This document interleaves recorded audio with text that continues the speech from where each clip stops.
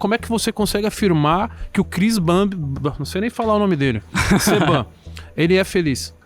Cara, eu acredito Como que... a postagem do Instagram. Sim, não tem como a gente Não afirmar tem como. isso. Mas independente Você disso... consegue afirmar a sua felicidade. Claro, exatamente. Não consigo afirmar a sua nem a minha. Nem a minha, então Mas, pronto. por exemplo, se você diz que eu não consigo afirmar dele, isso agrega ao seu lado. Ou seja, você não sabe se ele foi bitolado ou não. Óbvio que dá, ele é bitolado. Ele é bitolado? Ah. Como você sabe? Você não... Pelo shape, pelo Mas você resultado. não acredita nisso. Pelo Eu não resultado. acredito nisso. Ele não posta Então que ele é quer dizer que ele bitolado. come besteira, que ele vai pro rolê, que ele abdica de cinema? Muito pelo contrário. Não. Não necessariamente pra ter shape, você... Precisa, irmão. Não, Você nunca teve pra falar? Muito pelo contrário. Muito pelo teve. contrário. Já tive sim. Cadê?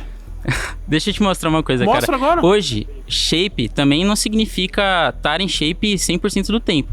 Isso significa ser harmonizado, por exemplo. Nossa, agora tava engatando. Ele ia perder o debate. Ok, tem que parar. É a regra. 3, 2, 1, pode ir. Nossa.